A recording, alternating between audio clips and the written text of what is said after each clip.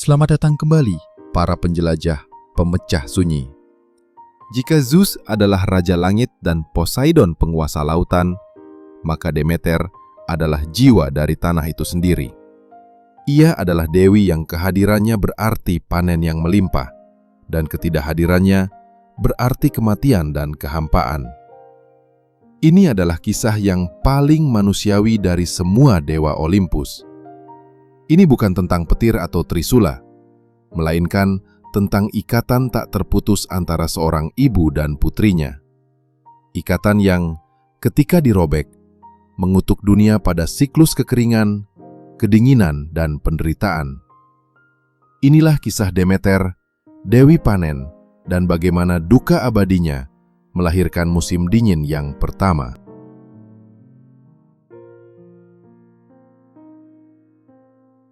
Kelahiran, kekuasaan, dan cahaya dunia. Dari rahim Titan ke Olympus. Seperti saudara-saudarinya, Hera dan Hestia, serta saudara-saudaranya Zeus, Poseidon, dan Hades, Demeter adalah anak dari Titan Kronos dan Rhea. Ia juga mengalami nasib mengerikan ditelan oleh ayahnya setelah lahir, menghabiskan masa kecilnya dalam kegelapan. Ketika ia dibebaskan oleh Zeus, Demeter mengambil tempatnya sebagai salah satu dewi utama Olympus. Kekuasaannya diberikan melalui takdir, namun dipegang melalui peran yang vital. Ia adalah dewi pertanian, kesuburan tanah, dan panen gandum. Julukannya Ceres dalam mitologi Romawi memberikan kita kata sereal. Singkatnya, ia adalah alasan mengapa umat manusia bisa makan dan bertahan hidup. Ia adalah sosok yang agung dan anggun, selalu digambarkan memegang tangkai gandum atau obor, melambangkan pertumbuhan dan pengetahuan. Hadiah terbesar, Persephone. Dari hubungannya dengan Zeus, Raja Dewa, Demeter melahirkan seorang putri yang ia cintai melebihi segalanya, Persephone, yang sering disebut Kore, gadis. Persephone adalah dewi muda musim semi dan bunga, penjelmaan keceriaan dan pertumbuhan baru. Ia adalah kegembiraan Demeter. Ibu dan anak ini tidak terpisahkan, menghabiskan hari-hari mereka di padang rumput yang tak berujung, di mana segala sesuatu mekar hanya dengan sentuhan mereka. Mereka adalah pusat cahaya dunia. Tanpa sadar, cahaya ini menarik perhatian dari tempat yang paling gelap.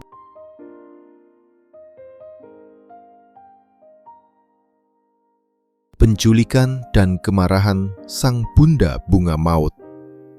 Suatu hari, Persephone sedang memetik bunga di padang rumput Nisa, ditemani oleh para nimfa. Ada satu bunga yang sangat indah, memancarkan aroma surgawi. Persephone didorong oleh rasa ingin tahu mendekatinya. Bunga itu adalah jebakan yang rumit yang ditanam oleh Gaia atas permintaan Hades, sang raja dunia bawah. Hades telah mengamati Persephone dari kedalaman dan gairah gelap telah menguasai dirinya. Saat Persephone menyentuh bunga itu, bumi terbelah. Dari jurang yang menganga, muncul Hades dengan kereta perangnya yang ditarik oleh kuda-kuda hitam pekat. Dengan cepat, ia merebut Persephone ke dalam keretanya dan melesat kembali ke kedalaman, menutup celah bumi di belakang mereka. Hanya Helios, dewa matahari, yang melihat kemana-mana yang menyaksikan penculikan itu. Demeter mendengar teriakan putrinya, namun tidak tahu dari mana asalnya. 9 hari dan 9 malam ia mengembara di bumi, membawa obor untuk mencari putrinya di tengah kegelapan. Ia menolak makanan dan minuman, hatinya tercabik-cabik oleh kesedihan. Ia menyamar sebagai wanita tua, doso, dan mengembara di antara manusia. Ketika ia akhirnya mengetahui kebenaran dari Helios bahwa Persefone diculik oleh Hades dengan restu Zeus, duka Demeter berubah menjadi amukan yang sunyi dan menghancurkan. Demeter, dalam amarah dan kesedihan yang tak tertahankan, menolak melakukan tugasnya. Ia bersumpah bahwa gandum tidak akan pernah tumbuh lagi. Tanpa benih yang muncul dari tanah, dunia segera terperosok ke dalam kekeringan, kelaparan, dan keputusasaan. Musim dingin yang pertama telah lahir. Manusia mati kelaparan. Para dewa di Olympus pun cemas, karena tanpa manusia tidak akan ada yang mempersembahkan kurban.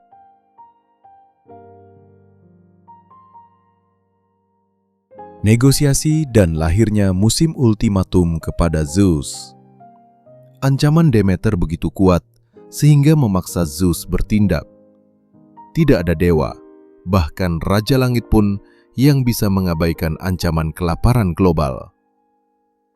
Zeus mengirim utusannya, Hermes, ke dunia bawah untuk menuntut pembebasan Persefone. Hades, yang kini telah menikahi Persefone dan menjadikannya ratunya, setuju untuk membebaskannya. Namun, ia menjalankan tipuan terakhirnya. Ia memberikan Persefone beberapa butir buah delima, makanan dari dunia bawah. Persefone yang telah menolak makan di dunia bawah, akhirnya memakan 6 biji. Dalam versi lain, 4 biji. Tindakan ini mengikatnya pada dunia bawah. Siapapun yang mengonsumsi makanan dari alam baka terikat untuk tinggal di sana. Kontrak abadi Zeus akhirnya menyusun kompromi yang harus diterima oleh Hades dan Demeter. Persefone akan menghabiskan 1/3 tahun atau 6 bulan di dunia bawah bersama Hades sebagai istrinya. Persefone akan menghabiskan 2/3 tahun atau 6 bulan di dunia atas bersama ibunya, Demeter. Kesepakatan ini menciptakan keseimbangan baru dalam kosmos dan menjelaskan fenomena alam yang paling penting bagi manusia kuno, pergantian musim. Saat Persefone turun ke Hades, Demeter kembali berduka. Ia menarik berkatnya dari bumi. Inilah musim gugur dan musim dingin, masa mandul, dingin, dan mati. Saat Persefone kembali ke Demeter, sang ibu bersuka cita. Ia menghiasi bumi dengan bunga, biji-bijian, dan panen. Inilah musim semi dan musim panas, masa subur, hangat, dan hidup. Demeter, melalui cinta keibuannya yang ekstrim, tidak hanya menjadi dewi panen, tetapi juga dewi musim.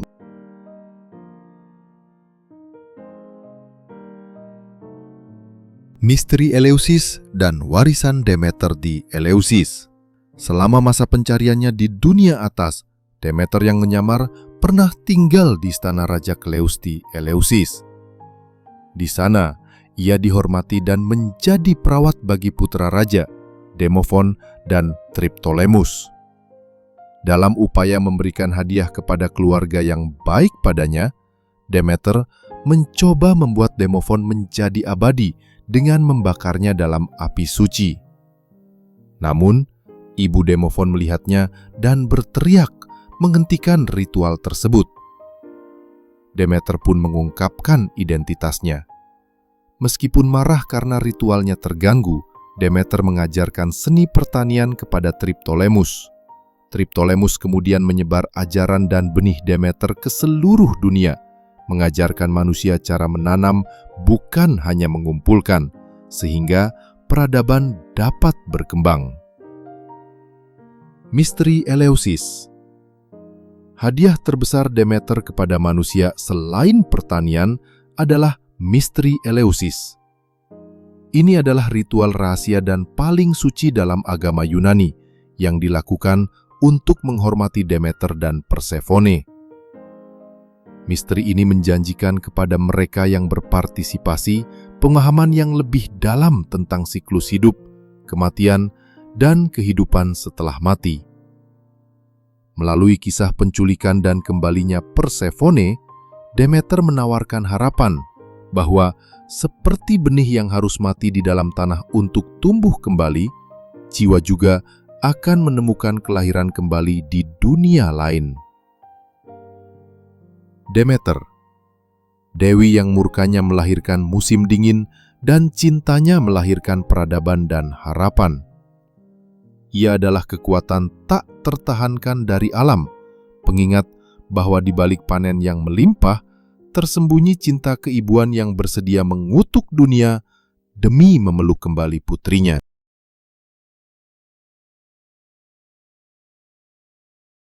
Cinta yang melahirkan. Kehidupan dan kematian, kita telah menyaksikan kekuatan yang melampaui petir dan lautan, kekuatan cinta seorang ibu. Kisah Demeter adalah inti dari keberadaan kita.